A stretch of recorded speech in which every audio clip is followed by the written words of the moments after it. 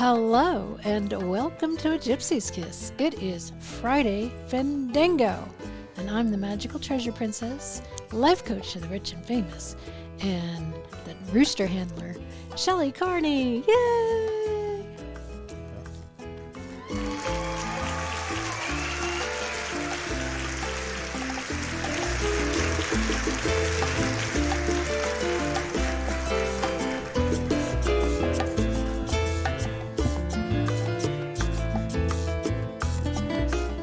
And I'm Toby Younis, Administrative Assistant to the Magical Treasure Princess and her Chief of Security.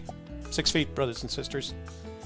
6 feet. Although, by the way, the reason we're together tonight, you should probably know, is because our restrictions were lifted in New Mexico, so we can be together. We got a great show. We have a present from Tony Henman that you're going to get to see.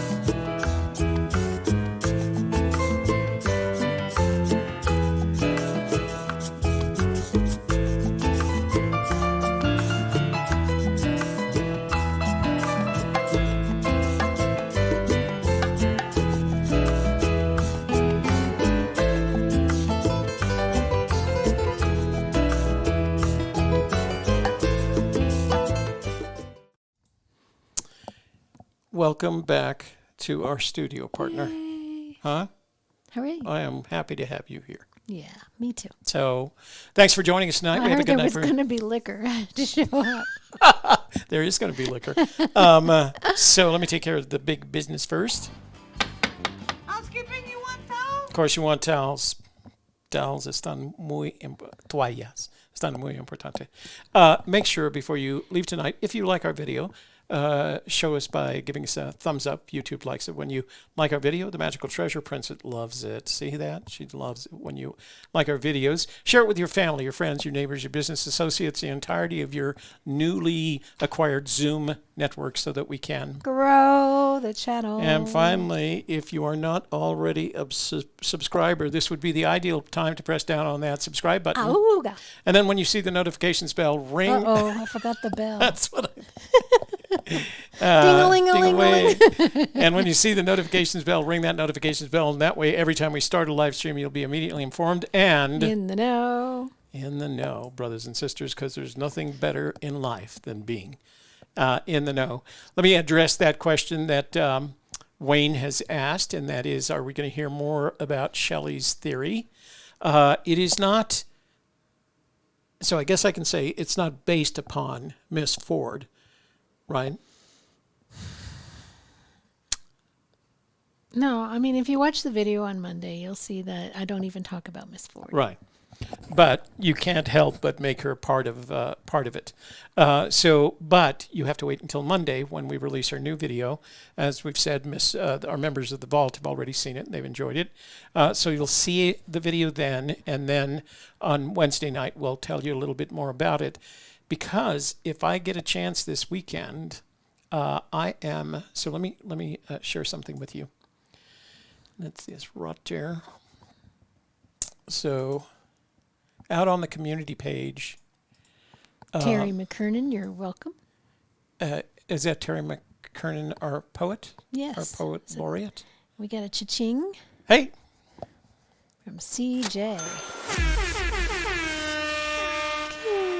Thank you, CJ, for that $5. Yeah, we're happy. We're back together, too. And CJ, thank you very much for that comment that you made on our latest SLI video. We do appreciate it, and we will remember. He called himself a early adopter. Yay! So we'll remember that in the long run. So when we start the SLI member vault, you can be part of that. Gallatin Ghost says, my granddaughter was born a few hours ago, 9 pounds, 3 ounces. Oh, man, does that get out 9 pounds? And that's a big hunker. Well, not that big anymore. Honker? No. Big baby doll. She was fully ripened. Yeah. I think that deserves a happy birthday, don't you? That's good. Let's do it.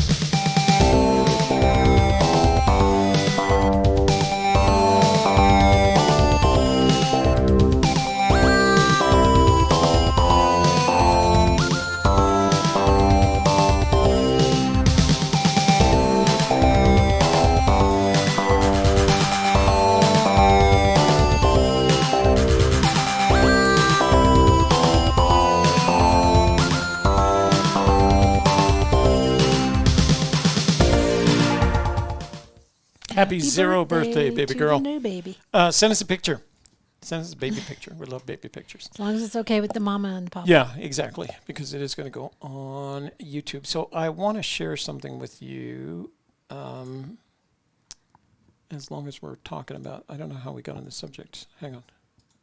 You said Miss Ford and my theory, and you wanted to show this picture for some reason. Oh, because we're going to go, we may go out this, we may go out. Why is that not zooming in? Why is that getting bigger? What did I do to deserve this? So we may take the new drone out this weekend, and I don't know if we haven't actually talked about it. We know that we're going to go out, but I need an excuse to get outdoors this weekend, so I might take the new drone. But I did want to share this. This is in our community page for you guys. If you guys want to see it up close and personal, I wanted to expand it, but it doesn't want to. It's not giving me the option. Why is it not giving me the option? Oh, I don't know. Anyway, Too bad you don't have it anywhere else on your computer where you could share it from. Oh, good point. Good point there, MTP. That's why we have you around for these smart things. Denise, you'll just have to wait for grandchildren. Oh, it's over on this side. That's going to get messy. What's going to happen if I do that and I do this and I do this? It's like playing that game that you move around stuff. Yeah, like that game where you move around stuff. Yeah. Okay. Never mind. So Jenga. Yeah. No, the little board game, the little thing you play with your thumbs, where you have 16 spaces, but you have 15 numbers, and you have to get the. I don't know what that's called. Yeah, I don't know either. Okay, thank you. Slide the square. Here's what I wanted to show you. So when astronomers build a new telescope and they mount it to the mounting and they open it up for the first night and they look up through that telescope. Now they make, of course, photographs. They call it first light. That's how they refer to it. That's how special that telescope is. Well, this is the first light on the drone camera. This is the first photograph I took with a drone, and it's a 48 megapixel photograph, and they're just amazing. So I'm going to share that with you right now. So that's a view. Hi, honey. Hey, Kev. So that's a view of the Rio Grande River. This is from in my community up on the hill. But the altitude was, a drone in the United States, the max altitude. What? K-Pro's not a mod anymore? What happened? What? K-Pro doesn't have a wrench anymore. What the heck? I don't know. I didn't do it. How the hell did that? That's the second time that we've... Can you do it on the screen where it's actually not moving? Maybe Hang that'd on. be easier. What the hell? No, you are not demoted. How the heck did that happen? Huh. Okay, K-Pro typed something. I don't know why that happened. No idea. Anyway, what I wanted to say to you is that this is the first light of the new drone. This was shot from the park that's in my community. And that's the Rio Grande up front, the Rio Grande River. And then behind it, the town of Bernalillo. That white line there is I-25, Interstate 25, that runs north-south. That's towards Albuquerque. This towards Santa Fe. And those are the Sandia Mountains in the background. And then further back are the Manzano Mountains. But this 48 megapixel picture, I actually cropped this. This is a cropped photo. But the new drone camera, I shot a lot of 4K 60 frame footage with it, and the footage is just amazing. So anyway, I want to go up north this weekend and maybe try it out on this new area that we're talking about. So Yeah, K-Pro, I apologize. However that happened, that was not intentional. I'm not sure why it happened. I mean, you'd have to think about that. We don't know. We don't know. We don't know. We fix All right. it. So what do you want to do first? Do you want to open a package?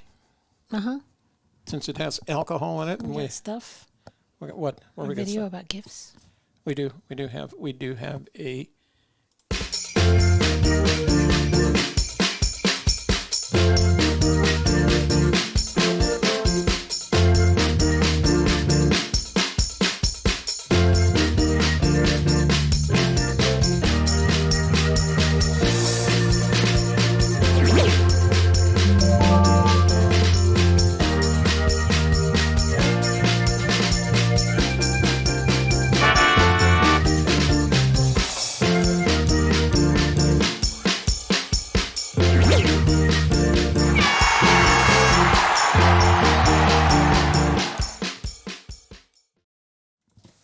So Oh, look, a box. if you guys were with I'll us, take that.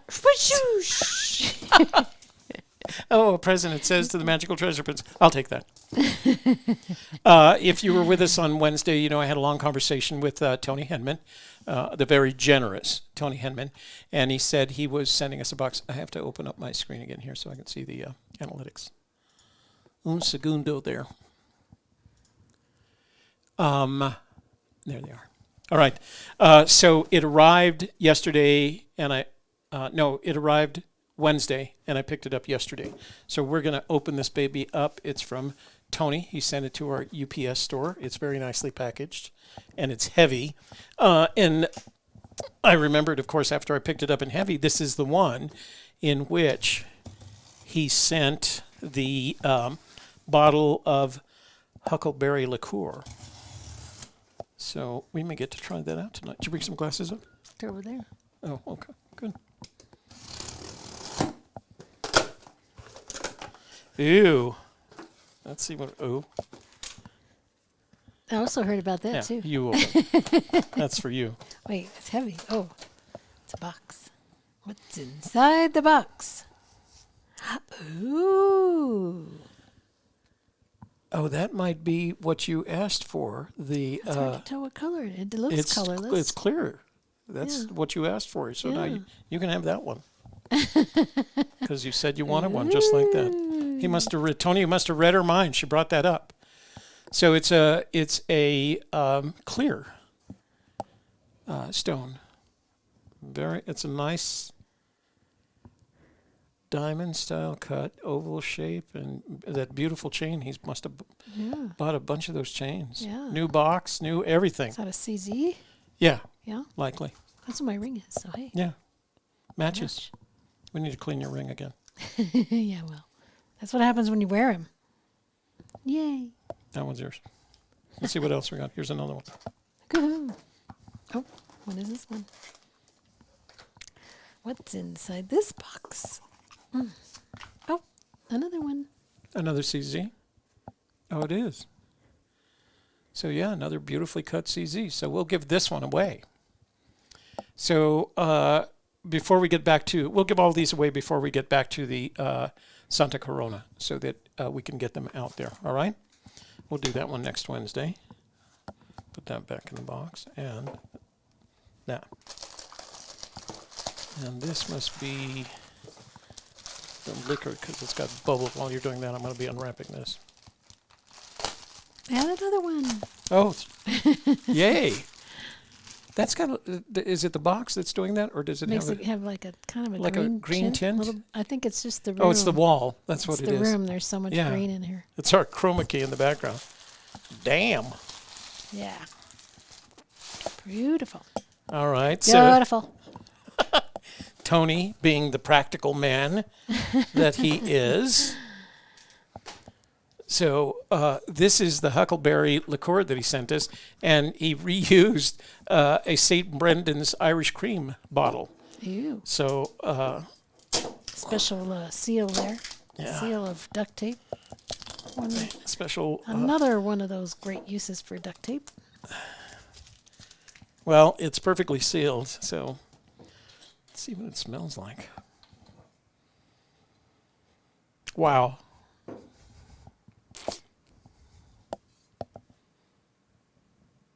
That's a liqueur. It smells like huckleberries. Yeah, it does smell like huckleberries, though. So we tried? Yes, of course. That's why I'm here. So these Not to see these you. are the whiskey glasses that we bought when we were at. Wyoming whiskey. That's Wyoming what they whiskey? say. Wyoming whiskey right So on they them. say Wyoming whiskey. Up in Kirby, So, Wyoming. oh God, what a pretty color! Thank you. So I'm not sure. This strikes me as something like a liqueur. Ooh, messy. Made messes. Should have brought a towel for you. Fortunately, I did. Oh, you're so smart.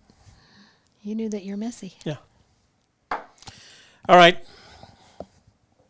To our good friend Tony Hetman. Woohoo! Thank you, Tony. Look at this beautiful color. Cheers to you.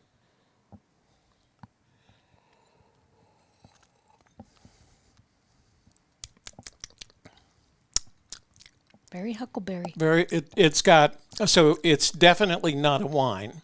It's got the sharpness that comes with a liquor. And it's, I think if you iced it up, it would spoil it, right? I mean, it's something you're going to sip. I don't know. It reminds like me of the soda that I had in Yellowstone. They had huckleberry soda, and I had one of those. Oh, did you? Yeah. Yeah. It's good. It's very good. And it's like, I wish the lights did it justice. It's a beautiful, I don't know, what color is that? Is that the claret? Is that what you call it? Yeah, yeah. It's got great legs. Garnet. It's a garnet color. Garnet color. That's right. That's what it looks like. A garnet color.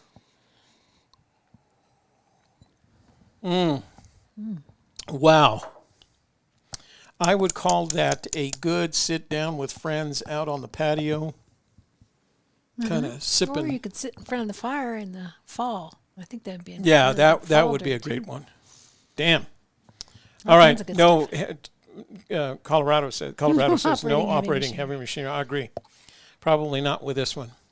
Okay. What about Tony? As usual, thank you very much. And what we'll do is we'll give one of the CZs to the Magical Treasure Princess, and then we've got 2 more that we'll give away starting next Wednesday, all right? So if you want a chance at winning this, I'm going to give this away Wednesday. So if you want a chance at winning this next Wednesday, go to last Wednesday's show and make a comment, all right? Lorraine, it's kind of a cross between a blackberry and a raspberry, so get a little bit of that reddish. I don't know. If you eat a red berry, they have a more of a sweeter red taste, and the blackberry is more of a dark purple taste. And Yeah. if you mixed them together, that's what a huckleberry tastes Yeah. like. Yeah, it's very good. Let's see. LR says, how about a toast to Yellowstone? Well, that's where all those damn huckleberries and bears are. That's so right. Here's to Yellowstone. Tink.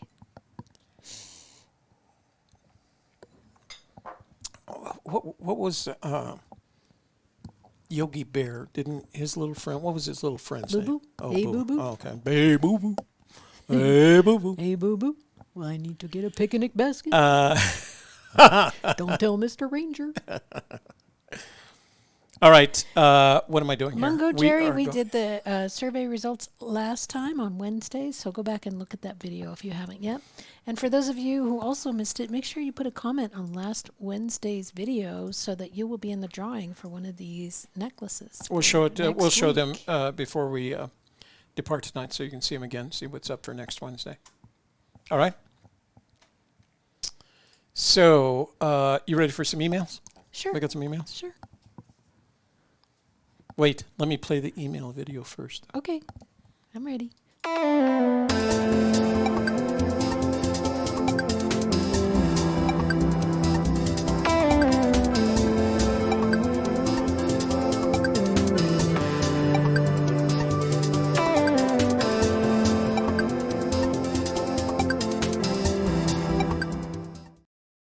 So some of these came with pictures, and I didn't have them last week. So you're going to have to, when you get to them, let me know so I can do the pictures. Okay. Let's see. That's this set right here. Here's your pictures. If you call, we can discuss them. Okay. So This is I'm gonna from go to screenshot. So while you're reading that, Randall. did he give us a phone number? Randy. Yes. Oh, that's Randy from it's either Arkansas or Florida. You know what? Let's just call him because they're that kind of picture. It's not going to make any sense to me anyway. Okay, go to the next one, and then I'm going to put this over here to call Randy. All right. This one's metal detecting picture from Sam Mahalik. Hey, oh, you're not supposed to say her last name. Oh, from Sam? Metal All right. detecting? So this is Sam that has written us the last couple of letters. She's the lady who is our studio background. Is that a position? Okay. She's the lady who works for the attorneys and has it all figured out and is going to come out here soon. And she mentioned she got started with all this when she was 7 years old. She used to metal detect with her father. So this is a picture of her metal detecting with her father. How cute is that? What does she say in her letter? Let's see. Hi, Toby and Shelley. This picture goes back to my first letter you can share. Thank you for being ever so gracious towards me. As an aside, I wanted to mention the nasty but entertaining letter you received from the man you referenced as Tim Z. You are correct in sending anyone and everyone a form and a request for $50. In my opinion, your fee is rather low. Here is why. In my travels, I have worked for quite a few firms, and they charge hourly for something they call an opinion letter. Even though you may not think that you and Shelley are experts, you both have a plethora of knowledge and an educational foundation based on where you live, areas you visited, fishing, etc. In retrospect, people like Tim are paying for your opinions, and time is money. As always, all the best to you both, Sam. Well, there is a professional person's opinion, which I agree with. All right, Sam, thank you for that. We appreciate it. And that's a cute picture of you with People your... are happy to see us back together. Oh, well, you know what? We're happy to be together. We're happy to be. We celebrated. So how did the whole margarita Okay, and so you remember Angeline. She Angela sent you Jolly. all the music, right? Right, yeah. She and I exchange a lot of emails. Mm-hmm. And she told me that she and her mom had spent last weekend together having Mexican food and margaritas. And so I was like, I want Mexican food and margaritas. I'm going to tell Toby. So what we did is I've always got the makings for margaritas in my pantry. And I called one of our favorite New Mexican restaurants, Hot Tamales, and it's down by where Shelley lives. Kevin's going to be all jealous now. He's going to go, I want Mexican food. So what I did is I called down there and I ordered, she likes the green chili Chicken enchilada. I usually like the tamale pozole combination, but I really wanted something beefy, so I got the fajitas. And she picked them up and brought them over, and today's our first day of unlockdown. And so we had ourselves some margaritas and Mexican food for dinner. And it was her idea, and it was a great idea. Yeah. Okay, so We I don't just had one small margarita. Yeah, one little. Yeah. Little one. Plus, and then there's With this. dinner. So we'll be fine. This is the after dinner. Wow, this is really good. You know what? I'm going to save, Tony, I am going to save the rest of this for the first searcher party that we have at my house this coming season, whenever the season is. What is all this buzzing going on? That's me, the text messages. Where's the buzzing coming from? Just that? Because it's like all over the place. Yeah, well, it's stuck to the table. There's so. like a swarm of bees or something going on in here. Murder hornets. That's what it is, actually. They're after the huckleberries. Let's make sure it's connected. So for the first searcher party, I'm going to save that for the first searcher party, and I'm going to put this in the pantry. And when you guys show up for that first searcher party, we're going to experience this fine huckleberry liqueur that Tony Henman crafted. The wonderful Tony Henman crafted for us. All right, go. Okie dokie. I'll keep an eye on the room while you're doing that. What? K-Pro, I can attest. I went through Toby's fridge, and he has a buffet-style drink carrier thingy, also filled with drinks. It's like an ice chest on wheels. Yeah, yeah. elevated, like at table height. Yep. All right, this is from Rockfish, Seeking Wisdom. The mountain's eternal continuous calling awaits by Rockfish. Using your best Professor Albus Dumbledore voice. Who's that? The viewing audience cheers in anticipation. Toby, Toby, Toby. I think you're supposed to read this. I don't know who Professor Albus Dumbledore is. Oh, it's from Harry Potter. It's what? From Harry Potter. What does he talk like? He's the very, well, I say, kind of like, he's an old man, like, like the old man in the Lord of the Rings. He's kind of like that guy. The wizard guy. The wizard guy? We got a thing. Oh, we got a thing from L. Arnold. That's one of our mods. $10 gets the applause to go with it.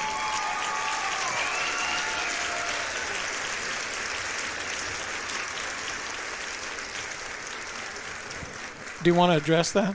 Did you make that statement? I don't remember it. Anything goes on the Church of the Search? I thought you said that.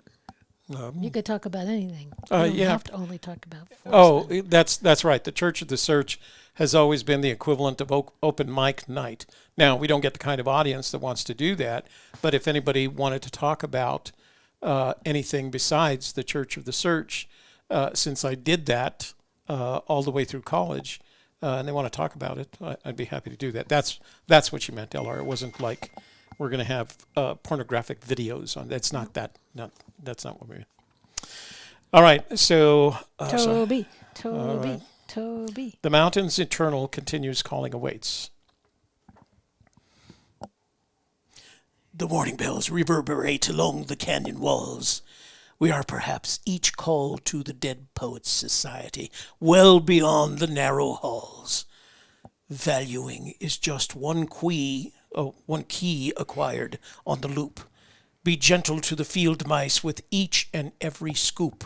Casting off sin will you venture in, and as you do, perhaps it's true magic awaits beyond a gin. Some see crosses or nails or tack. Code it out for all its worth or lack. Become anew from this knowledge, more than alive as before. Birth is not the beginning of life's eternal embrace. Seek always truth, as if it was one last final race. Valuing is just one treasure to earn by sweat and ache and gain.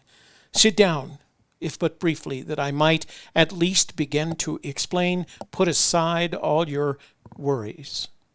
It's natural to make mistakes.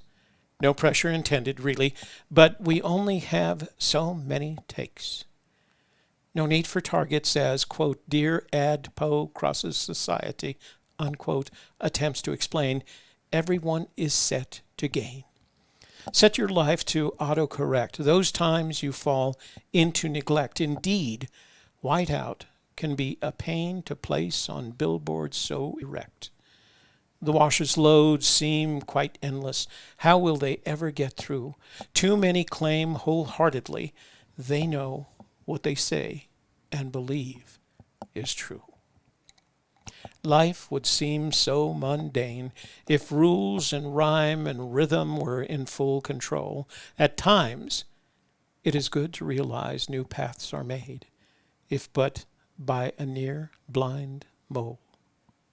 Allow your imagination to build up nations to staggering heights far above the reaches of bald string tethered kites. With eagle's wings and angels too, we shall be victorious through and through. And now, realizing such lofty goals are needed as being a world of one, working together for the common goals, we are bound to have endless fun. Endless fun. By Rockfish.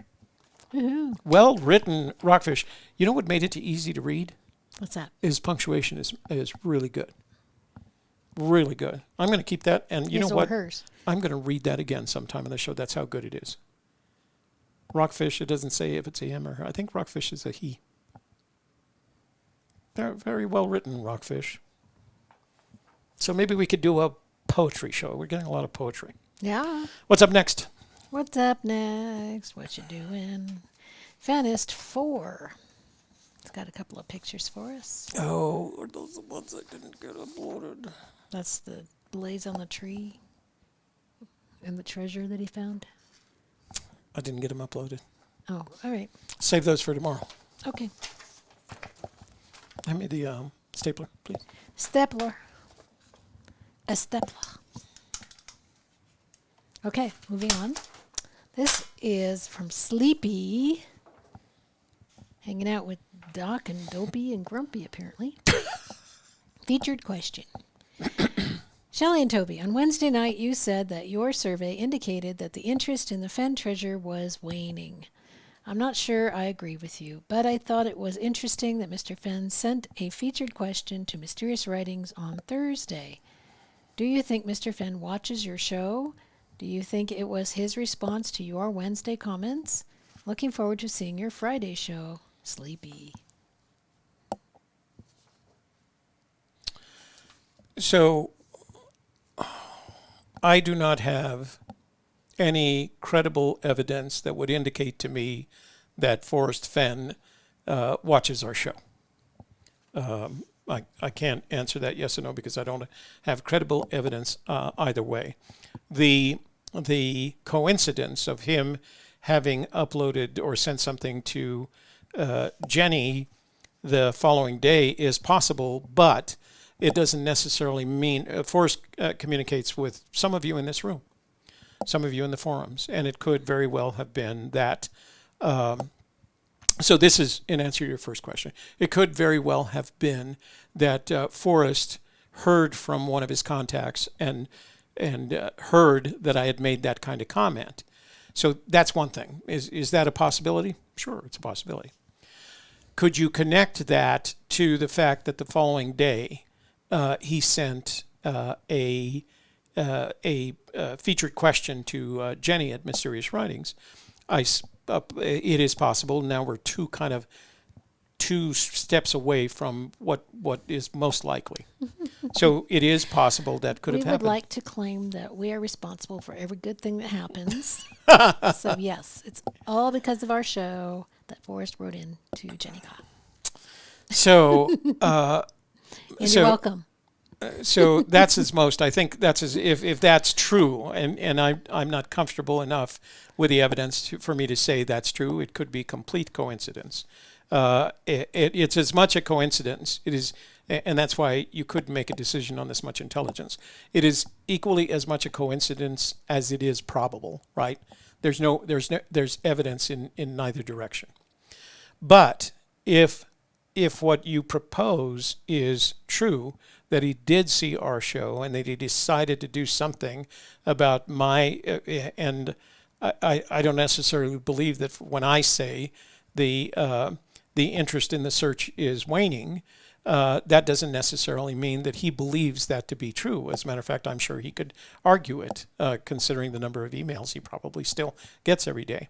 But let's say that was his reaction to his belief in what I said, that the interest in the search was waning. And here are the statistics to indicate that. So sending, that's going to be hard to. All right. So I'm going to say this, and I don't mean to offend. This is not meant to offend anyone. So and I'm going to address Forrest directly. Mr. Fenn, if by doing what you did, following the show in which we said interest in the search was waning, and you responded to that by sending Jenny a featured email, what I can tell you from experience in marketing, in YouTube, in the world of public relations, that's not going to change that curve. That curve is going to go downward. And it's going to continue going downward no matter how many featured questions you send to Jenny, no matter how many scrapbooks you send to Dale. And I'm not suggesting you stop. I am very grateful that you provide this kind of content to them. No matter how many Fenntubers you send things to come in contact with. The simple fact of the matter, the only thing that's going to change that curve is the media. And the media has the ability, and the media, I'm talking about all the media, Vox on YouTube, for example, or magazine articles in Playboy or Western art or whatever. It's the media that's going to change that curve. And until you re-engage with the media, the curve will continue to diminish. I'm not being critical. I'm trying to provide the facts. And I don't want it to diminish any more than anybody else does, because it costs me subscribers, it costs me watch time, it costs me revenue, right? If people aren't interested in this search, they're not going to come and watch Shelley, Carney, and Toby Younis on A Gypsy's Kiss. Me.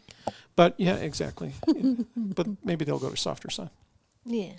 So if I was your advisor, if you do indeed watch this program, and I was giving you advice, unsolicited advice, I would say contact your publicist and tell your publicist that you want to set up a conference call with all the journalists with whom you've come in contact over the past 10 years, and open up that conference call to them and let them ask questions and give them the freedom to write articles or publish news stories about you after that conference call. And I would do that every year, as long as, if I was you, as long as I was able to do that. Because that kind of publicity coming through the major media with whom you've had a lot of contact, and I'm sure you've got the equivalent of a Rolodex or a digital Rolodex or a bunch of 3x5 cards on which you have documented all that contact information, have your publicist get in touch with them and set up a conference call so that they can ask questions. They're going to ask you the questions you don't want to answer, but you respond with, I don't want to answer. But let them ask all the other questions, things like, how are you feeling and what are your feelings on this search? People, the media want to hear from you, and they want their readers. That will change the curve. That will change the curve from the waning interest to the increasing interest. And you know what? If you don't have a publicist, but you do have a Rolodex, contact me. I'll set it up for you. I've got everything I need, and you don't have to do anything more than you and Willie sitting at your desk in that lazy boy recliner of yours and dial a phone number. That's all you have to do. So, there. I said it. Okay, next question. All right. Well, we had a question up here from Scott. It's he asked it a couple of times, so let's go ahead and take a look at it. Something about being on here. If it is not on Indian land, then why won't Forrest say he did not put it there? How are you supposed to get on Indian land? It's trespassing. They will not let you on, I asked. That's right. So it's not on Indian land. And Forrest, with as much knowledge as he has about Native Americans and their histories and their relationships with the federal government, and the reason those Pueblo properties, those tribal properties were established, and how sticky wicket it can get with those tribal. I once tried to collect a water bottle full of red dirt on the Zia reservation between here and Jemez, and I was threatened with arrest. I once was threatened with arrest and having my drone shot down when I was flying over the Isleta Pueblo trying to get fall foliage drone footage for a documentary that I was making. So they don't like us, meaning us treasure hunters, messing around on their property. They're very serious about that, and Forrest Fenn knows that. So I would say, in my opinion, there is a 0 probability that the treasure will be found on tribal property. Unless he only wanted Native Americans to find it. Exactly.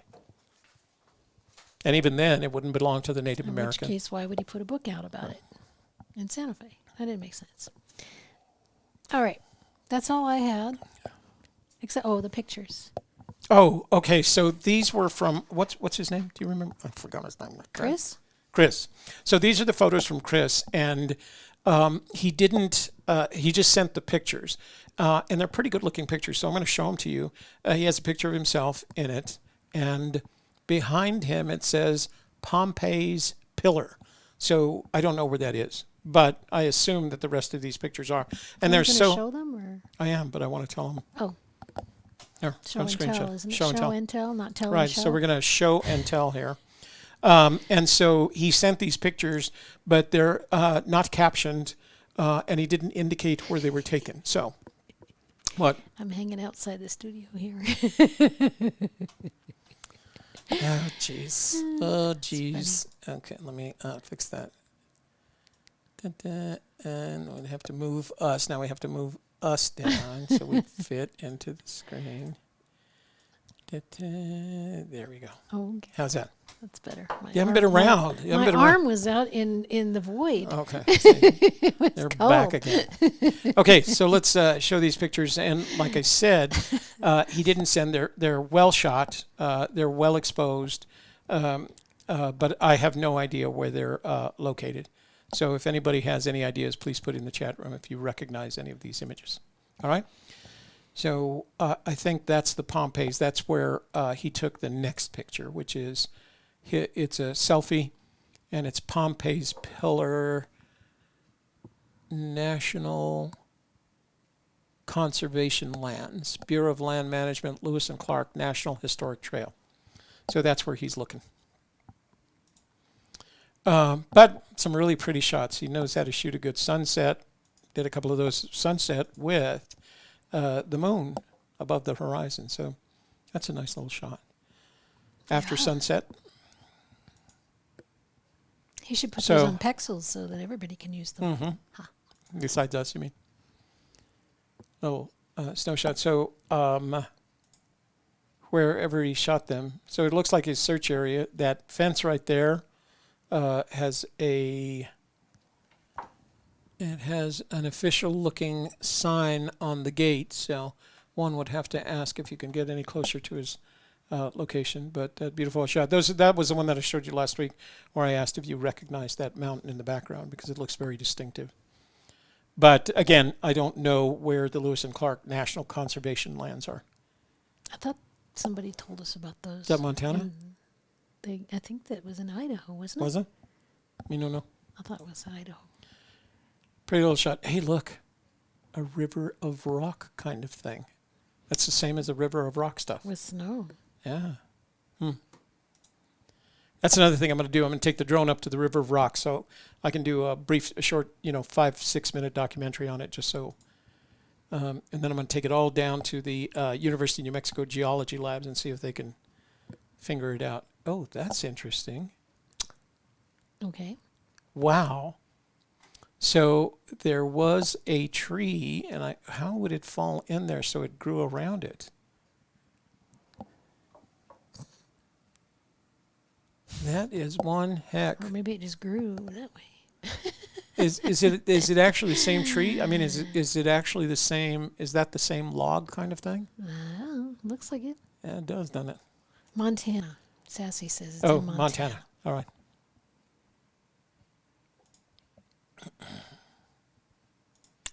So real pretty area. Okay, those are from Randy. We'll go through those later. So that's all our pictures, guys, that we had. So thank you, Steve. If you want to let us know a little bit more about where you took those photos and whether you're searching, et cetera, et cetera. So I gave you his phone number, or somebody did. That's Randy. That's Randy did. Yeah, we'll call him after we start phone calls. Okay.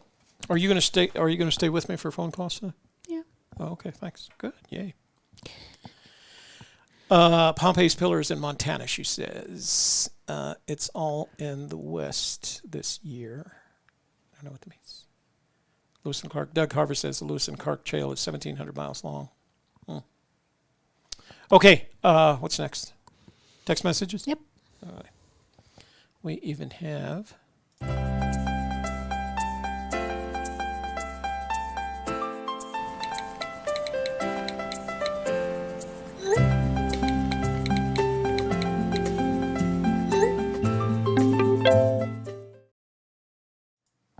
So I forgot to say this stuff at the beginning of the show because I was so excited about having the MTP here.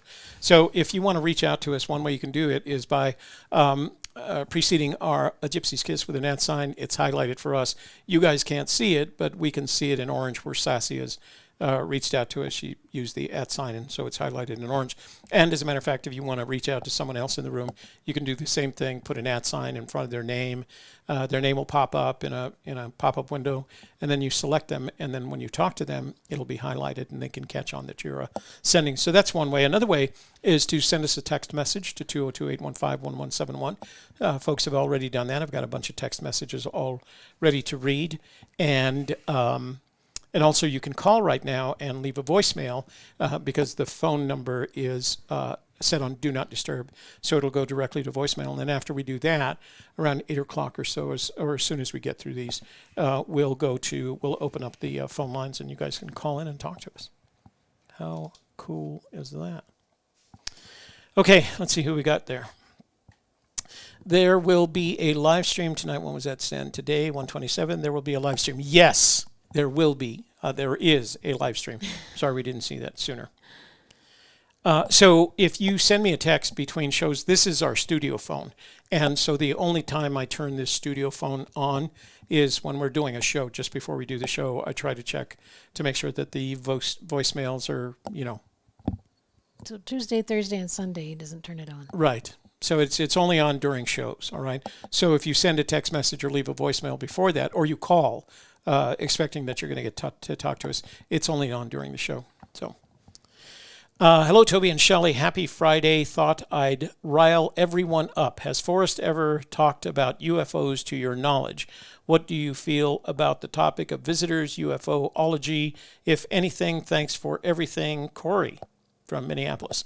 I don't recall Forrest ever having a conversation about UFOs, unidentified flying objects.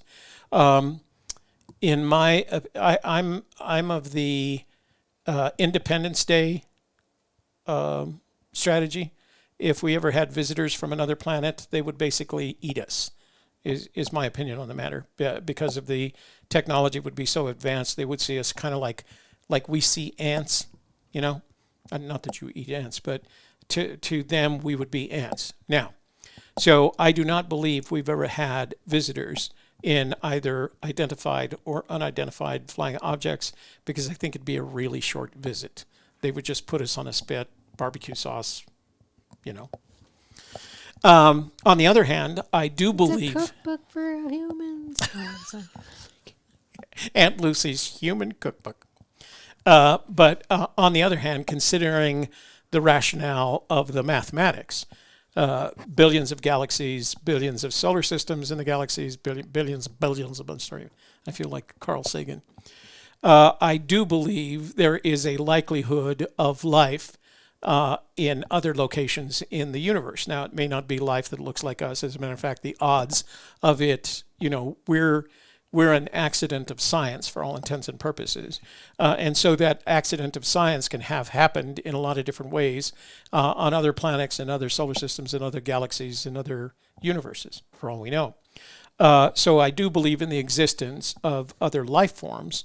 I just don't believe that they've come to visit us for any reason, because I further believe that if they did come to visit us, we wouldn't be having this conversation. And I believe there is a multiverse of different dimensions, and that's where other people exist, if you want to call them people. Other dimensional beings exist. In case you wanted to know what I believed. So this is from our friend Jim, and he just showed me the ad that came up that preceded our show tonight, and it's a Trump-Pence ad, which, if you knew anything about, nope. How very odd. Toby Carter, also known as the House Husband Diaries, told myself and Cynthia that his 40th birthday is in 12 days. Wait, Toby Carter, also known as that. Oh, this is from somebody else. This isn't from Carter. Oh, this is from Candy. Toby Carter, also known as the House Husband Diaries, told myself and Cynthia that his 40th birthday is in 12 days. He really wants to have a Zoom marathon where all of us Fenn tubers get together to discuss and drink, mostly drink. What do you think? Can we pull together something awesome for our fellow friend? That's interesting. Sounds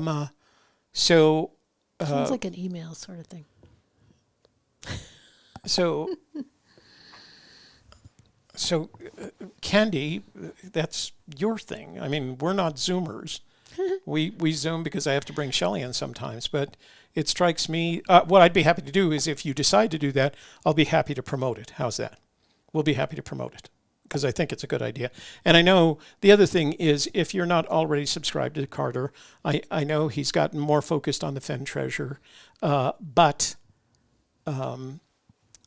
if you haven't subscribed to him, he does pretty good research and he has a good conversational way about him. So if you're not already subscribed, go subscribe to him. He's like all the rest of us trying to grow his channel. As is Candy. So if you haven't subscribed, grow the channel.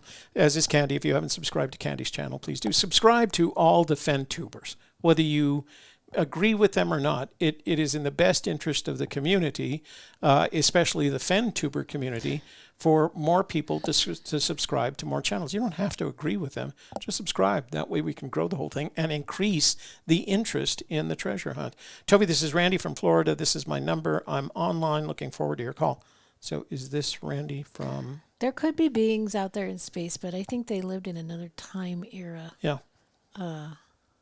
Back before their planets turned into like what we see Mars and Jupiter are. I don't think there was anything else in the solar system. We've only been around for what, 3,000 years? Something? No. 10,000? No. A short time. So are you talking about humans? Yeah. Humans started developing over 1.5 million years ago. Developing, yeah. I mean, they could have the humans back that we then, know, we the humans that we know today, the Homo sapien, as opposed to the Neanderthal or the Cro-Magnon. Maybe they visited back then and they adjusted some DNA. 150,000 years. That's how long we've been on this planet. 150,000. 150,000 years. But the universe has been around for a little bit longer than that. 13 billion. So, yeah. They could have lived in another time era. Yeah. Like it says in Star Wars. You Yeah, know? the universe has been around long enough for life forms to have evolved and killed themselves off, which is what is pretty much expected of us. Yeah, well, we're like the sin. So if you want to, you know what, if you want to call in on the Church of the Search, this is the kind of conversation we can have on the Church of the Search. Ken in Oklahoma watched MTP If You've Been Wise video. It was apparent that there are not many potential clues to wise outside of a fox and hound and map burning.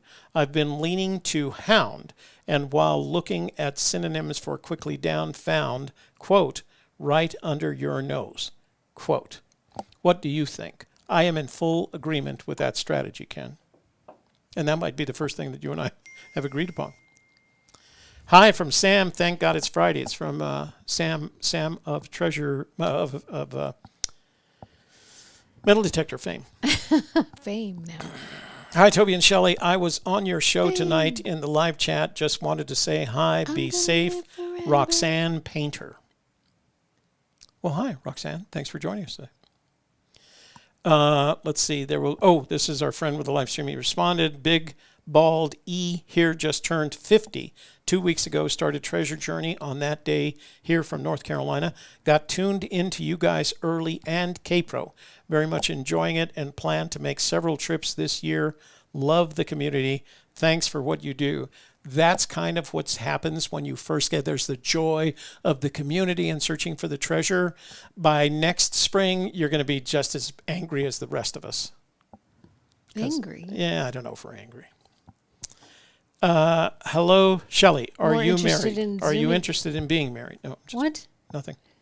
Why did Forrest Fenn walk 1,000 feet plus when people were 200 feet away from the means? There must be two ways to get there, right? Any thoughts, Oz? There is no indication that there is more than one way. Fenn has said there's one way in and one way out. He's never said that he has walked more than 1,000 feet. We believe it is, in our opinion, that the entire treasure hunt from the point at which you park your car where warm water salt to the point that you're looking quickly down at something other than your feet is within 1,000 feet. Ken from Oklahoma. Gallatin Ghost, don't forget the platypus. What did I miss? I was talking to Gallatin Ghost. Oh, okay. All right. Let's see. Ken from Oklahoma. Toby, could you put up my photo of Hound Rock from Wednesday. Is that Hound Rock? Let me see. Wait a minute. Is I don't that know. Toby's picture calls discussions and boots on the Is that ground? the same person? No, that's Randy. From Wednesday, you said. We I showed a know. video I on don't. Monday. I don't remember showing anything on Wednesday. We showed a video. That was Uh, John Ken- Bobbitt, though. Ken, send it again, and I'll show it tomorrow. I don't have it here in front of me. Sorry. So sorry. All right, that's it for text messages. Let's go to voicemails and see if we have. Oh, wait a minute. There was one more text message. Oh, that was recent. Let me see. Voicemails. From a little. Okay, so it's Ken again. Mm-hmm. Hey, Toby, it's Roy. Call me back. Roy. I'd like to discuss the poem. Oh, Thank you, sir. Roy wants to talk about the poem. okay. Well, first, let's call. Jeff, is that kitty cats or bunny rabbits? I think it's bunny rabbits. Rabbit holes. Must be. Representing rabbits. Sassy has a rabbit and a hole that she puts up. Sassy, put up your rabbit hole emojis. They're cute. Okay, so first let's call Randy because he's the one that I've been putting off with these pictures here. I think. I could be wrong. So look, Sam, if you're watching now, there you are right there. We showed that picture. That's you, Sam. Cute. You're cute. Okay, let's call Randy first. Oh, wait. We have to do the... Oh, actually, the it's phone not lines are open open. because Right. you're calling Okay, people. I'm calling that. You're making the decision. Got him. Making You're it in all by charge. myself. I'm You're in charge. the authoritative one. Doot. Okay, so Randy in Florida, we're calling you. 10 minutes, brother. Pack it all into 10 minutes. Let's see. There's the rabbit hole. Isn't that cute?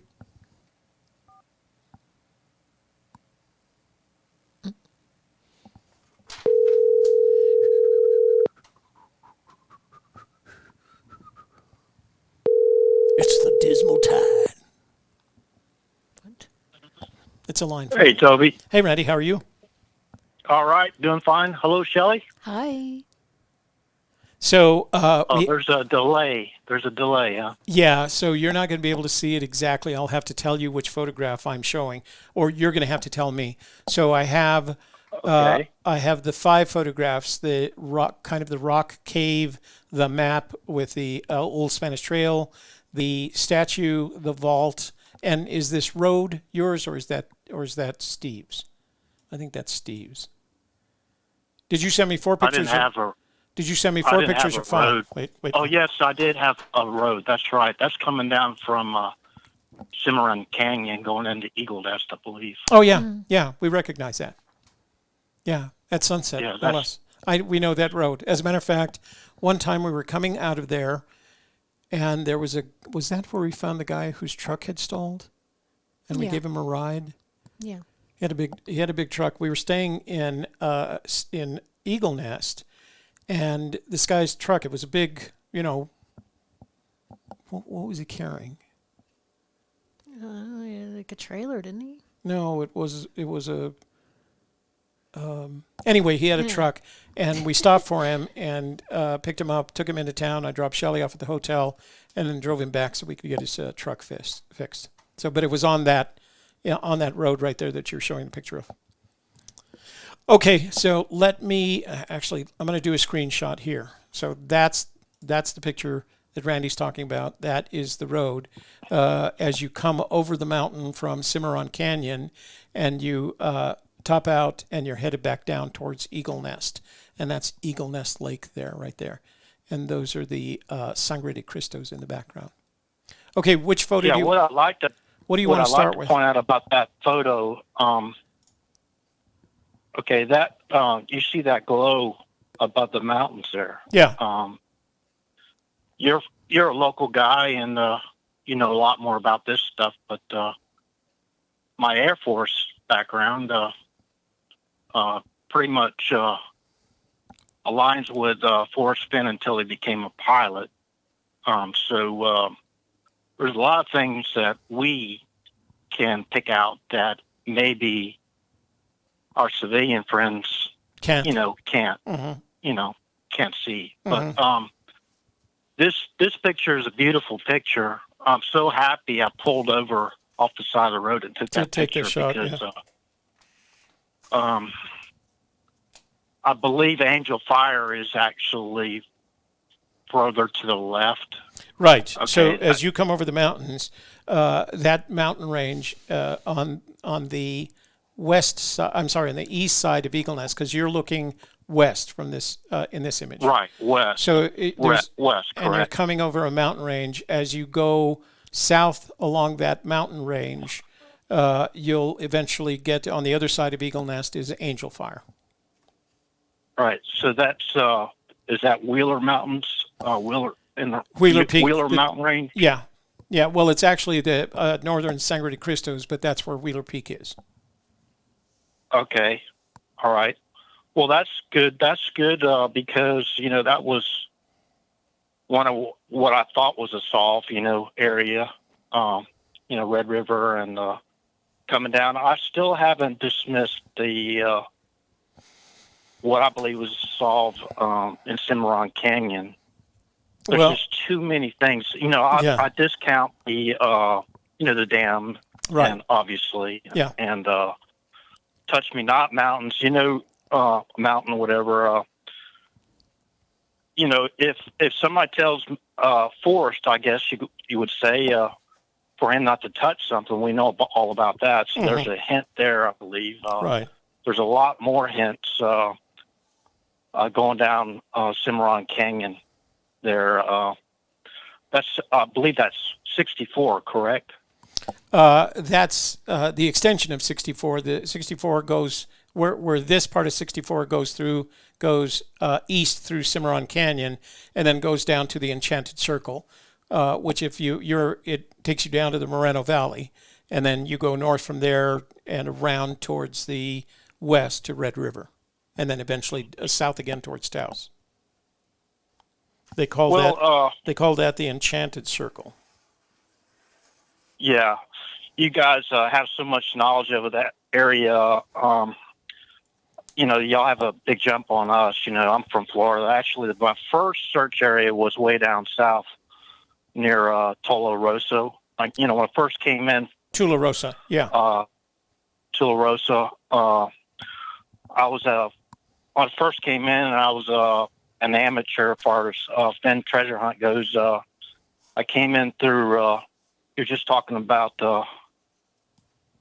other signs of life. I crossed through Roswell. I stopped off there, and I tell you, it was my first boots on the ground was 2013, and can't believe it's 7 years ago already. Wow! So there's something that I can't remember, but you get up in age, and you kind of you have so much information to deal with, and trying to keep it all organized is kind of hard sometimes, keeping on point. So what I did was I tried to make some bullet point talking points to, help other new searchers out there, if I may, and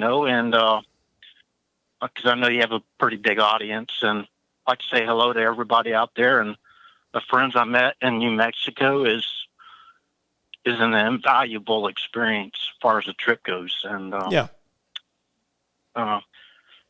it's a great memory. Oh, good. My first search area. See, the thing of it is, okay, we can dismiss areas now. What do you call it? South of Santa Fe, right? And in the area I was first searching, but the hints or the subtle hints in the thrill of the chase. It coincides with a lot of things that in the search area that I was first at, and I was up around Blazer's Mill. And if anybody has never gotten a chance to see that area, Ruidoso, I believe it's called Ruidoso. Yeah, New Mexico. Ruidoso. Yeah, Ruidoso. And well, Blazers Mill. I pulled up the sign here. I'm really big into signs. Well, yeah, but all of that. So, Randy, I'm going to stop you only because all of that is north of Santa Fe. I mean, south of Santa Fe. Right. But this is what it calls subtle hints. You know, Blazers Mill, the gun battle, the firefight there with Billy the Kid, and you know, you got McSweeney guys, and you know all that stuff. You know, that's really cool. It is. So we get back on focus there. You see the old Spanish Trail. I believe that was one of the first pictures I sent you. I got it, and I'm on the screen right now. What were you going to tell us about that? Right. So we come in from San Francisco there, I believe it is, right? The old Spanish Trail? No. That's Los Angeles. Los Angeles? Yeah. Okay, and then it goes into Santa Fe.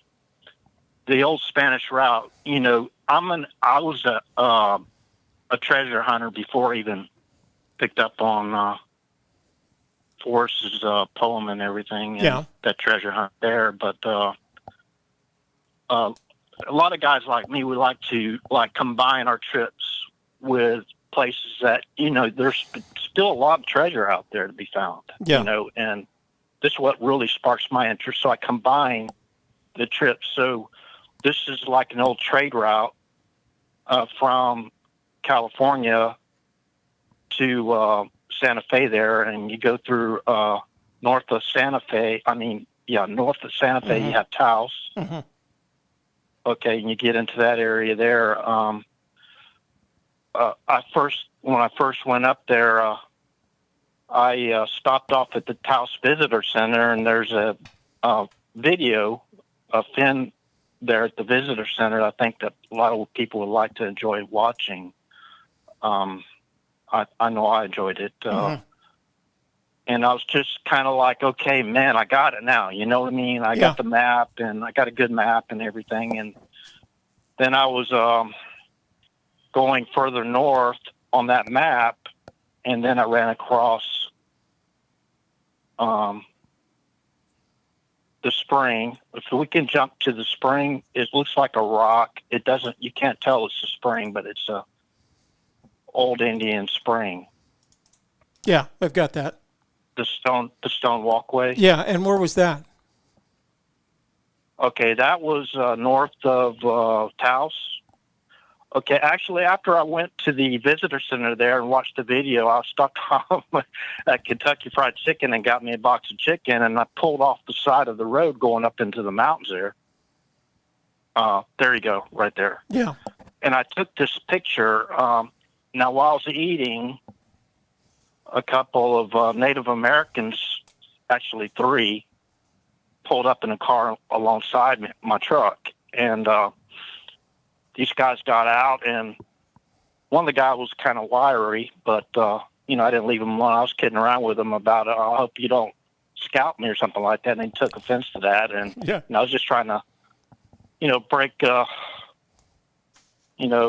trying to, you know, lighten the situation.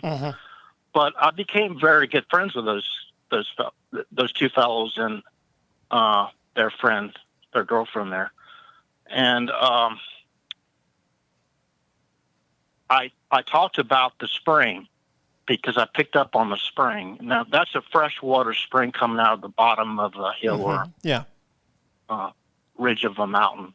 There's a spring that goes, of course, alongside that. And I took this picture, this photograph, and I didn't actually notice that stone walkway to the left until after I got home and started viewing my photos. And I really got excited because if you notice, that's man-made. Yeah. And all the residue or whatever of the earth that's formed over it, you know, I would have just loved to go back there and just, you know, start exploring. You see the... So Randy? Yes. I want you to take us somewhere. We just got we're actually over 10 minutes. But okay. I didn't know. I'm sorry. I didn't know you were on that much of a timeline. Yeah. So what? But I thought I wanted to hear your thoughts on that stone walkway there on the left there, the side of the screen. Yeah. Do you know if it's Spanish or how old it might be? If it's a stone walkway, it's likely Spanish, or white men arriving and realizing the importance of this. The Spanish and the Native Americans, to them the water was important. Whether or not there was a walkway was not important until the white man arrived and realized he might have to send his wife down there to collect water. So the least he can do is make a walkway. So it is very likely, if you look at any improvements like that, stones and concrete or variations of concrete, that's not Native American or Spanish. If they were going to invest that kind of time in something, it was going to be building buildings, adobe buildings, places for living, and there would be no reason for them to do this here. They were happy just having the spring there. Right. Well, one of the Native Americans there that was helping me out, and I became good friends with. He took a Zephyr Hill empty spring water bottle, and he didn't take that path down, that stone walkway. Yeah. He just went up there really slow, and he dipped the water bottle, empty bottle, into the spring, and gave me the water. So said it's very powerful. How does this fit into your Fenn treasure theory, or does it? Okay, now you got to go back to the other pictures. Now I sent you a picture of the vault. Yeah. Okay, and I send you another picture of a young Native American statue, a bronze statue outside of Fenn's gallery, old gallery. Yeah. It's called Nadra Matusi now gallery. Right. That's who he sold it to. Right. So outside of that, you don't have that picture, but there's a statue of a young Native American lady. It's a fountain, and she's holding a water vessel in her hand. And so I thought that was, kind of unique. So I kind of picked up on that. Now that statue All right. So get me to your Fenn treasure theory. How does this get you? How does all of this, or does it? I mean, are we just having conversations about photographs and that you took when you came out here, or does this all fit into the theory you have for finding Fenn's treasure? Right. These are all either subtle hints or they apply directly to the poem. And how do they give me an example of how they get you closer to the treasure? What is it about some of this imagery or some of these the components of these images? How does that get you closer to the treasure? Okay, so if you see that wood statue there with a fellow pointing to his right. Yeah, how does that get you closer to the treasure? Yeah. Okay, well, that's San Cristobal Santo. Okay, it's a wooden statue from the 17th century. Okay, and then that kind of ties in with Sangre de Cristo Mountains. These all tie, these are kind of like vague hints, but, it all ties in, to the overall picture. Right. So you have to kind of distinguish. Now that's Fenn's vault there. That to the left of the vault, you see the chest. Right. I actually asked the people that have the gallery now if I could actually look in the chest, and they didn't want me to look in the chest. And I understand that. So, so I left there, but so here's what I'd like. So let's plan another call sometime in the near future. And what I'd like for you to do is tie this all together into something, because I don't think it's enough to take a picture and say, well, that's a hint. That's a subtle hint. How does it tie? Here, let me give you an example. Shelley was doing some research the other day. She found 2 Spanish names that would imply that the Spanish names are the first 2 clues, and she pointed them out to me. I agreed with her, and we bought a map. I ordered a map. from Amazon because that's how much I agreed with her. And I can explain in probably 2 minutes, and we will next Wednesday, how that gets us closer to where we think the treasure is, right? And I can show you pictures of the map, I can show you pictures of the location, but I can explain it. So this is only helpful for us to have this conversation if you can take it to the next level and say, this is how it gets me closer to my theory of where the treasure is. Because I still don't know. You and I have been talking for almost 18 minutes here, and I have no idea where you think the treasure is. Well, I didn't. This is the first time we've ever talked. Yeah, agreed. And I apologize. No, there is no need to apologize. There is no need to apologize. I would like to hear more of what you want to talk about, but I'm going to keep asking, how does this get you? What is it about this that gets you closer to the treasure? There's multiple search areas. I tried to allude to the search area in Cimarron Canyon, and I kind of think we just blazed by that, kind of fast. But that was like my second search area. Yeah, was in Cimarron Canyon area, and there's a lot of things that coincide directly with the poem. Like where warm waters halt, and not referring to the dam now. I'm not referring to the dam. We can just exclude the dam from that because I think a lot of people. I do a lot of warm water fishing. Yeah. Being from Florida, right? And I think a lot of people exclude the hint or the actual clues in the poem because I'm not really sure. Why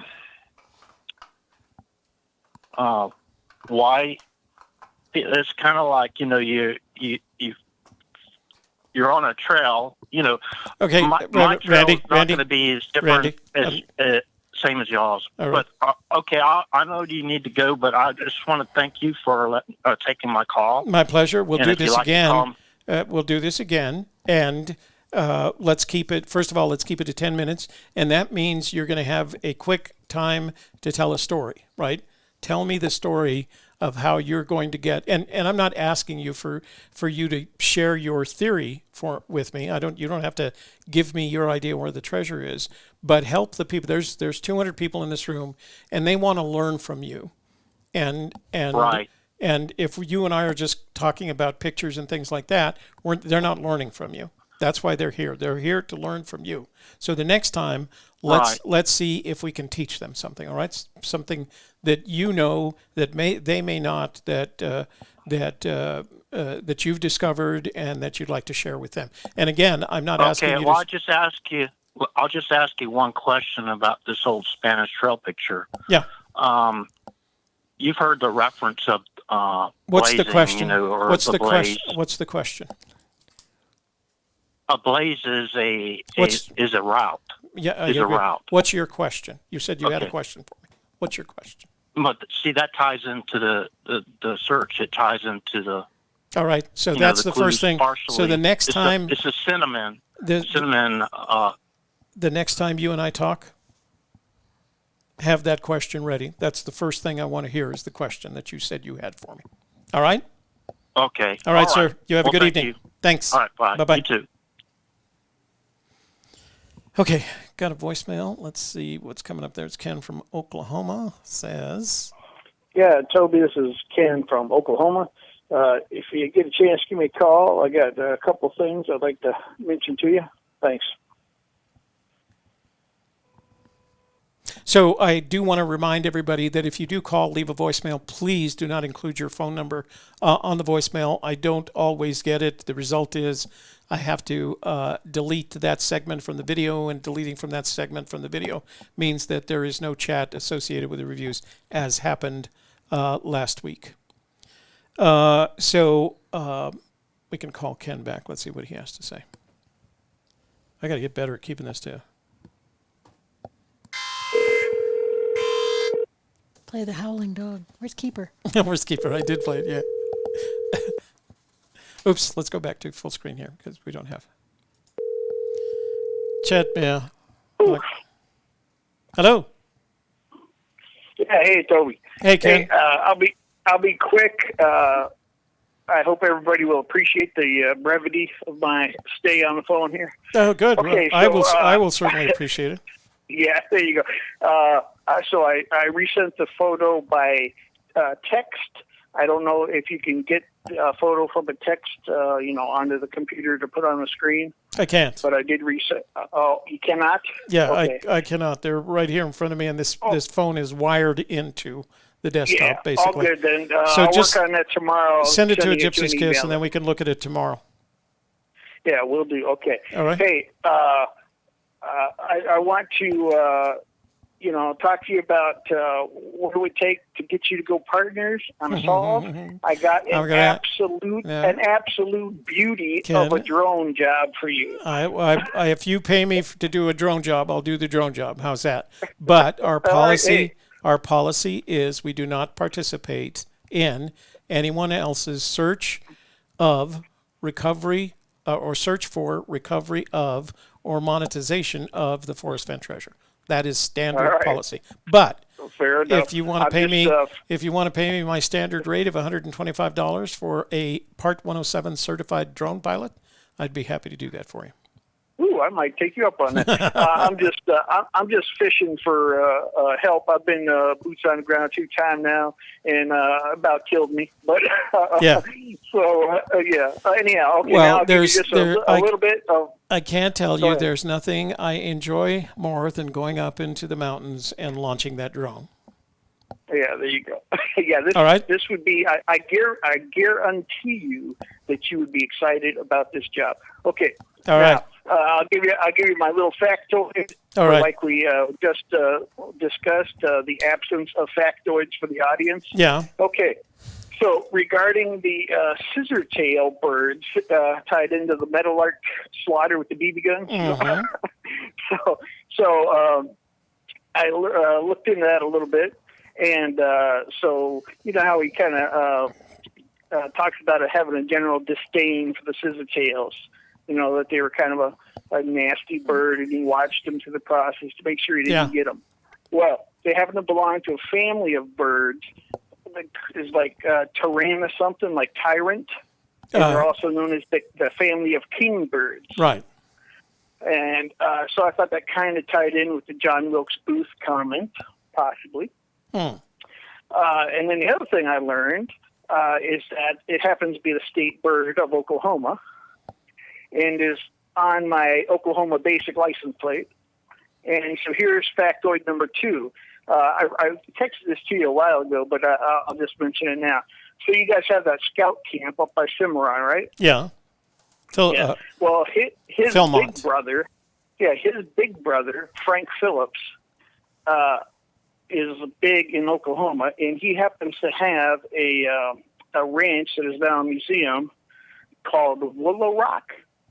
WOOLOROC, and it is, for anybody who's in driving distance, a totally Fenn type place. Wow. To include handmade marble collection. Wow. And I mentioned this for you in my text. It has a awesome armaments display, but the main focus is paintings, Southwest paintings, cowboy paintings, and bronzes. Wow. And they have many Taos painters referenced on these paintings. Where is this located?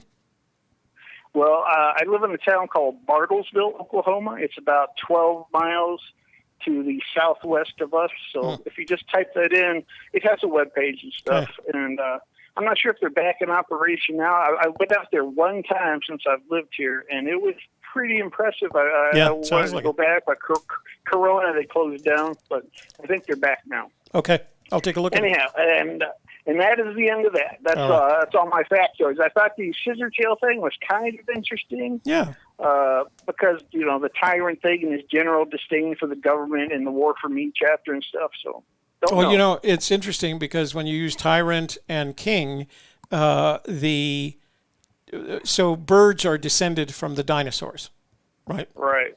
And the biggest dinosaur, I don't want to say the biggest, it was not the biggest, but the what do they call them? Top level. When you go Apex down the food predator. chain, apex predator was Tyrannosaurus Rex, and that stands for Tyrant King. That's why he was Right. Exactly. Actually, it was monster. It was like Evil King or something like that. But it comes from the same place. Right. So I thought that was worth discovery. I just happened to look it up. I wanted to see what a scissor tail looked like, and as soon as I Googled it, I'm like, oh, that's on my license plate. Yeah. Interesting. Yeah. State bird of Oklahoma. So there you go. All right. All right. Thank you, hey, sir. If I have any 10 minutes remaining, I bequeath my time remaining to Rio Grande Go sometime. Okay, all right. Yeah, I haven't heard from him in a couple of shows, so who knows where he's at. All right. All right, buddy. Take care. Thanks. Sounds good. Thanks. My pleasure. Bye-bye. So what's going on in the room there, friend? They're talking about how much it costs to rent a helicopter. To rent a helicopter's $750 an hour. Big Bird. Big Bird. 3D Bronze. 3dbronze.com. Wake up. Nice. Wake up. All right. The All phone right. lines are open So still. do you want to, you know what we haven't done in a couple of nights? Where You are haven't they? said hello to, and no, it isn't open. Oh. So this is Will. Oh, Will. Hi there, folks. From the north to the south to the east and to the west. Shelley. Another 15, 18 minutes. These guys been running out, gigging. Please give me a call back. You know the deal. It's Shelley, Will. Toby, it's Will. It's Will. You know the deal. He didn't sound very energetic tonight. No, not as usual Usually energy, sounds is it? very much more energetic than Yeah, that. exactly. Exactly. All right. So we got a text message from who did it doesn't show? Don't have text message. Okay. All right. So I feel like I feel like we should Sometimes you call Will back just because he called, and then we'll open up the phone lines.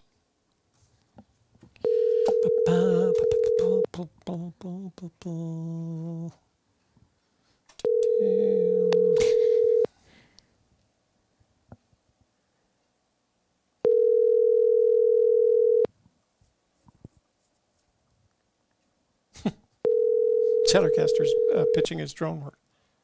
Are you part? Call has been forwarded to automatic voice Okay, don't say I didn't call. Don't say I didn't try. Let's see. We have Yakima. Let's see. Yes, this is Jonathan. Wanting to talk to Toby about the treasure. If there's a chance, give me a call back. You have my number. 51155.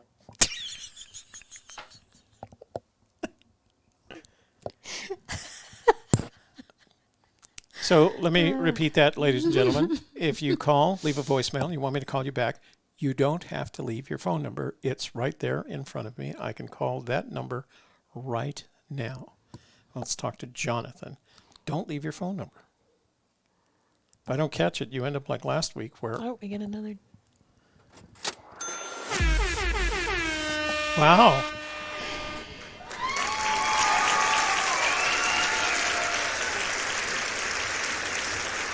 And a cock-a-doodle-doo. You got a rooster? Wow, he even gets a rooster.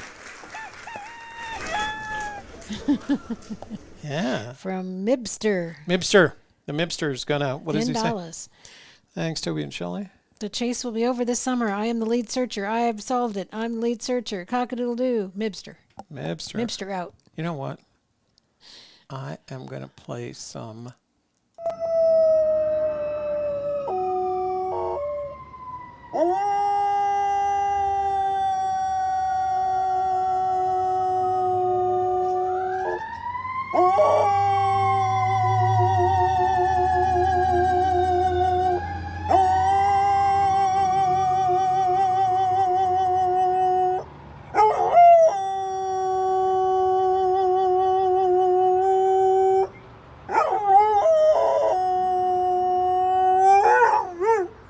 Oh, boy. That was so good. Thank you for telling us about the woo-woos.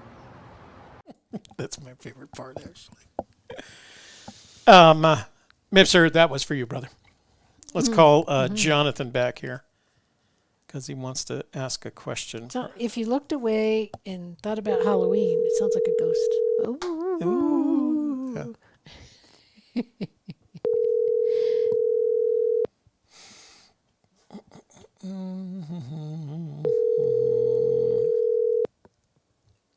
Bed, okay? Nobody wants to. They tell me to call him, and then they don't want to answer the phone. The phone? The phone. Don't answer a phone. He's on the phone. Talking to the Supreme Court.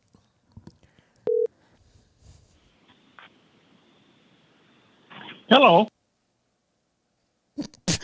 Are you sure that was a voice? No, that was his voicemail because it sounded like he was answering the phone. It was like, hi, Blvd. If I got skipped. Roy. Oh, it's Roy from Little Rock. No, he didn't get. I don't think we skipped him. We just haven't gotten that far. All right, let's call Roy back. See what he's got to say. Maybe he'll answer. Pardon me? Maybe he'll answer. Yeah. The woo-woos. The woo-woos. Hello. Hey, Roy, it's Toby. Hey, Roy. Hey, Toby. Hey. Hey, Roy. How are you doing? I'm good, sir. How are you? Good. What's up? What do you got to tell us? What do you have to teach? I'm gonna start asking everybody. What do you have to teach us tonight? All right. Well, probably not as good as teacher as Miss Ford, but anyway. No, nobody was as good as Miss Ford. She had a master's. She had a master's degree. Exactly. Yeah. That's a good one. I wanted to talk about the reason I'm looking in the state I am. Did you tell us what state you're looking in? Not yet. Oh, about to. Oh, okay, we'll go. Okay. I chose Montana. Montana. Correct. The treasure state. Yes, sir. So if you, why did you choose Montana? What takes you to Montana? Well, initially, if you look at their state flag, it kind of looks like Fenn is the one that made that flag. Oh, really? Yeah, pull it up. All right, let's see. Montana state flag. Let's see. We need a big picture of it. Let's do. Might want to enlarge it a little bit. Yeah. So I'm going here. Open image. Let's see. Oh, that's not very big, but let's take a look at it anyway. All right. So there's your Montana state flag. Tell me about it. Well, you got your mountains in the background. Oh, that's interesting. Their motto is in Spanish. Oro. Yes. Oro y plata. Gold and silver. Wow. All right, go ahead. Gold and silver. Yeah. Okay. And then in that flag and the emblem, you'll see that there's some mountains and the glimmer of something in the mountains. And then there's, in the foreground, there's miners' tools. It's kind of a hint of riches of digging for gold or silver. What are you doing? I'm looking for symbology of Montana. Hang on. Go ahead. I'm listening. Okay.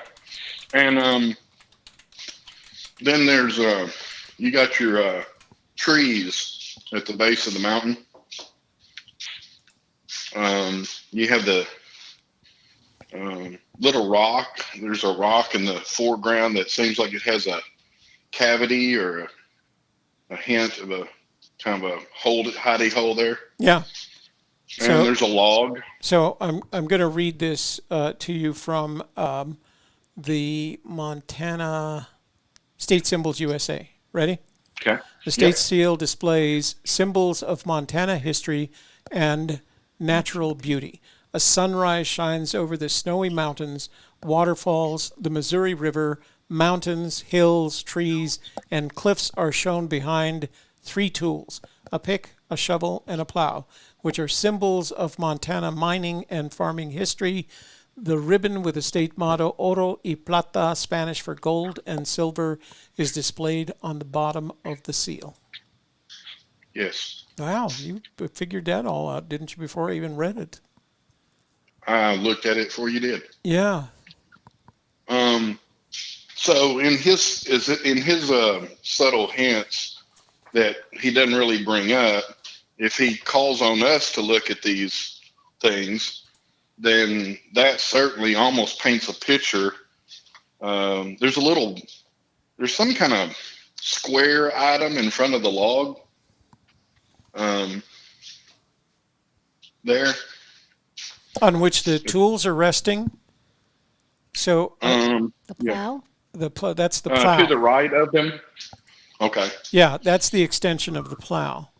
So the plow extends, so the plow blade is at the back, the 2 handles there, and then it extends forward, probably where you would harness a couple of oxen or horses, whatever they did in Montana.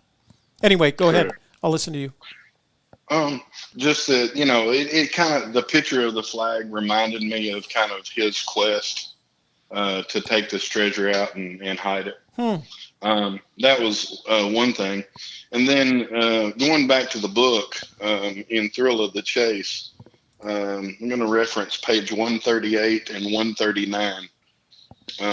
This is where in bold print he's got the imagination is more important than knowledge. Mm-hmm. And then he's got his little bell, little bells and those little frog emblems here and lids and things. His jars, and lids. Yeah. Okay. So I think he's got jars here, bronze jars, and I think he's trying to jar our knowledge. That's an interesting take on it. Okay. And if you look at the first jar, it has a dragonfly on it. Yeah. Which he kind of references butterfly, and I know that's not a butterfly, but no, he has a thing for dragonfly. If I remember correctly, the bronze jar that he gave away for the Rennell Jacobson raffle drawing had a dragonfly on the inside of the jar. The inside of the screw-on cap of the jar. And by the way, those things are heavy. Yeah, they look it. I'd love to find one. But going back to the butterfly, even though it's not a butterfly, it does have wings like a butterfly. Mm-hmm. And he played on words in the book where he said he kind of came to think of words like a butterfly is a flutterby. Right. Yeah. Well, if you take a dragon, then it becomes a flagon dry. And a flagon dry reference used to look at the flags, and no paddle up your creek is probably a dry creek. So flagon dry is just like a butterfly, only flipped. Oh, interesting. The next thing is that you have 3 frogs on this schematic here, his layout. In between the next one frog, you have a dragonfly, but it's in a different position. And then at the end, you have 2 jars. Right. And he's talked about hiding jars to his memoir, his autobiography, and put little bells in it and put those in different locations. Mm-hmm. Whereas the second jar may symbolize the treasure itself in a symbol way because of the female figure on it is female figures are on the treasure chest. Right. But the 3 frogs made me it just kind of came to me almost like a nursery rhyme or like a kid thing. It's that we also, as we grow up, we hear it's only a hop, a skip, and a jump. Yeah. Okay.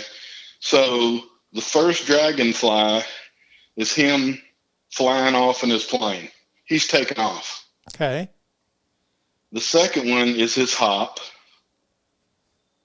The third one is a jump. And the fourth one is a hop, a skip, and a jump. A hop, a skip, and a jump. And he's flying in the middle. But if you're with me, he took off in the plane. He hopped in his plane. Yeah. He flew over Colorado. Mm-hmm. He skipped Montana, and he landed in the thermal waters he skipped Wyoming. And the third frog is where he landed in the thermal waters in Montana. Huh. And I know it's a stretch. It's not what I would call a far stretch, because he's trying to remind us. That's a lot of people, I know I talked a couple of shows about Shakespeare and the poem, and that was pretty deep, and I get all that. But if somebody does the homework, I think they'll see what I was talking about. And I think he just challenges us to look at literature. So anyway, I'm going to leave that there. All right. But the hop, the skip, and the jump is these three frogs, and he's showing his pattern of what he did. He hopped in his airplane. He skipped over Colorado. He jumped. A hop, a skip. He skipped Wyoming, and he jumped into Montana. Wow. Nicely played. So I'm showing an image on the screen of the jar that was given away at Rennell Jacobson's drawing. And yes, he's holding the jar. I'm holding the lid because when I opened it, I was surprised to find, you'll see there, a dragonfly on the inside of the jar cover and a butterfly on the side of the jar. So I did not know that. Thank you. You'll see a picture of it in just a second. I'll probably call it a flag and dry for now on. Yeah. That just kind of stuck. That's how I kind of looked at the flag, because of the flag and dry, flipping the dragonfly because he flipped the butterfly. That may be a stretch, but apparently we have to stretch this to get it to recoil. So yeah, and it's a very detailed. So I'm putting a second picture up there so you can see it. It's a very detailed dragonfly, and then on the side, and I'm not even sure that's a butterfly. That looks more like a moth than a butterfly, doesn't it? Well, maybe it is a moth. And those were all objects in the jar. So Dale Neitzel ran this raffle drawing, and those were all objects in the jar that he had recovered from San Lazaro, except for a couple of pieces. I think the arrowhead and the gold piece came from someplace. Well, I bet he was excited, huh? Yeah, but see this little jar right here? As you guys get down to it, that little jar right there is a tiny little plastic jar, and you can see on the top of it, it says goat, and that was petrified goat poop that he had found at San Lazaro, and he put it in this bronze jar that he had given away. So interesting. Yeah, it was a lot of fun. Well, speaking of the goat, can I make one other point? I promise not to talk about KFC or chicken. Okay, go ahead. Let's jump back to the poem. And we've talked about Warm Waters Halton. We've talked about Too Far But Not Too Far to Walk. Yeah. Touched on the home of Brown. Let's go and talk for a moment about From There It's No Place for the Meek. Yeah, go ahead. Okay. A few more minutes. Give me 2 more minutes, Yes, and then you can. So make it quick. All right. No place for the meek is a reference to having a no gate. The reason it's a reference to no gate is because if you take the gate word and you break it down in its very utter sense, you have gamma, alpha, tau, and epsilon in Greek. Yeah. And when you break gamma, alpha, tau, and epsilon down to spell gate, and the reason I go to gate is because people usually put their sheep with the meek. And you have to have a gate for your sheep to keep them in the flock there. But it says no place for the gate, so that led me to flip thinking about sheep and think about the goat. All right. Okay. Wow. And there you go. It happens to go with my goat poop story. So. There you All right, go. sir. I didn't know you were going to say that. Thanks for calling in. I appreciate it. Yes, sir. And thanks for the As input. always. You have a good evening. Yes, sir. Bye-bye. You too, sir. Bye-bye. So I did want to, I'm not showing you this picture because I want to prove I got a hug from Allie McGraw. But that day, because Allie McGraw had volunteered to participate in this raffle drawing, Fenn gave her a necklace that he had strung himself, made from objects that he had collected at San Lazaro. So it was just a beautiful necklace, just beautiful. And then, like I said, that was the bronze jar. There's me and the Fenster. The Tobster and the Tobster and the Fenster. So we should go through some of you guys haven't seen some of these pictures from way, way back when. That's Fenn and his granddaughter right there. Yeah, oops, wait a minute. I'm over in my man. So we take this and undo that, and this can be you number. You can see the necklace better in that picture. Oh, yeah, there it is. Good. All right, let me close that one down. And then, because this is the media thing in WordPress. This is where we used to keep our blog. Look at that beautiful necklace. Isn't that beautiful? And he, when he handed it to her, when he gave it to her, he said he had strung it himself for her to give her at this event for volunteering to be. Oh, man. Mibster. Chihuahua. Mibster.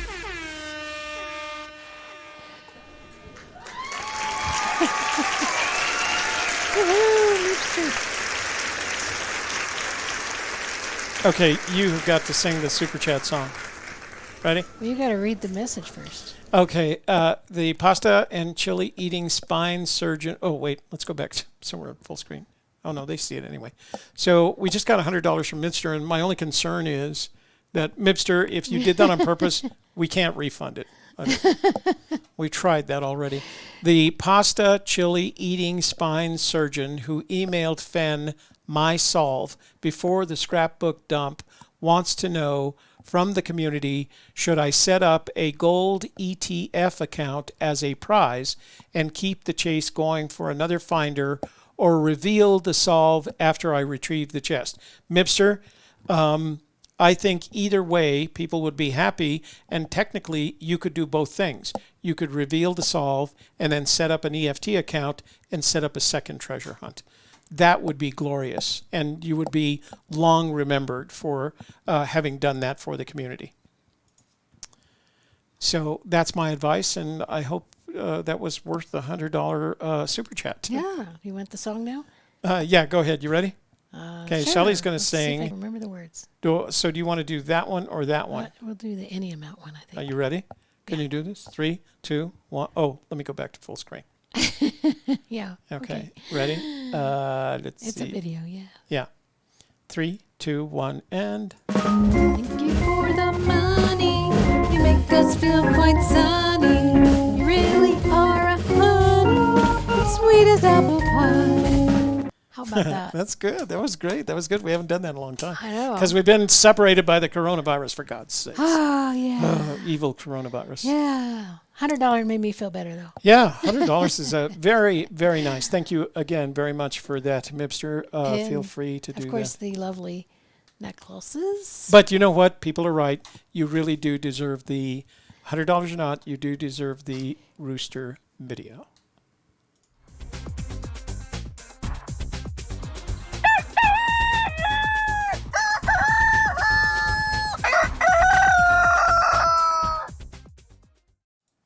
So, Mibster, hope you do find it. Hope you decide to reveal the location. And I hope you decide to set up that gold EFT and share it with someone. Let me see.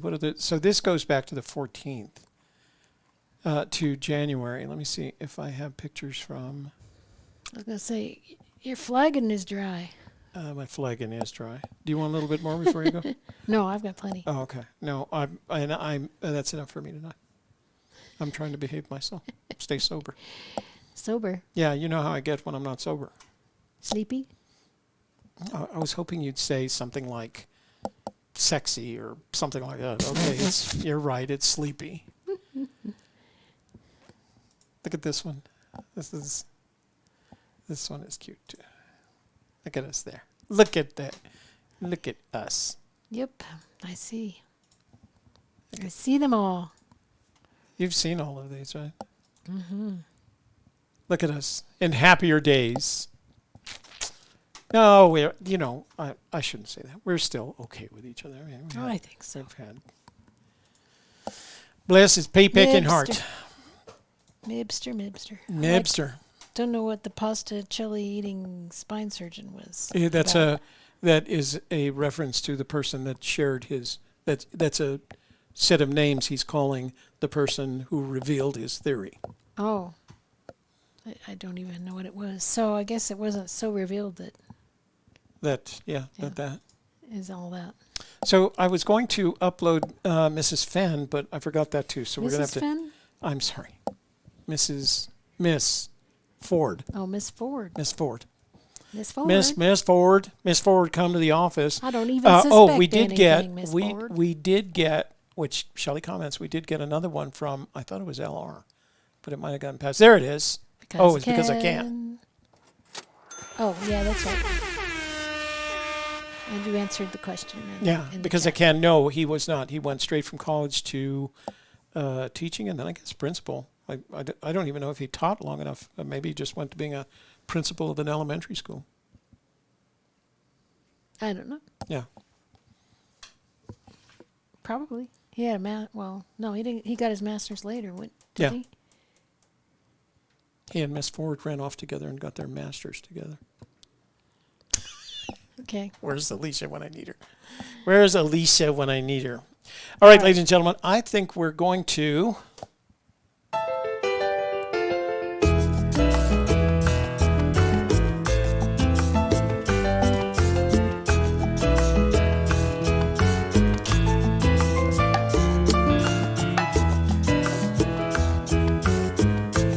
And thanks for being here with us tonight for Friday Fenndango and for Gypsy's Kiss. I'm the Magical Treasure Princess, life coach to the rich and famous, and the person drinking huckleberry liqueur, Shelley Carney. So, and I'm Toby Younis, administrative assistant to the Magical Treasure Princess and the bearer of all her jewels.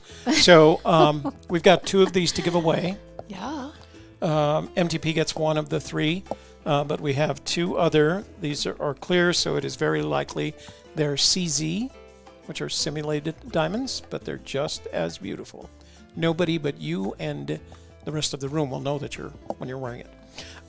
So we'll give that away on Wednesday, and then the following Wednesday, we have another one to give away. So next 2 weeks, some of Tony Henman's fine work. And if you see Tony in the room, thank him for these paying it forward gifts that he does. He's got a big heart. Awesome. And I will see you tomorrow on Church of the Search, all right? Love you guys. Have a good evening.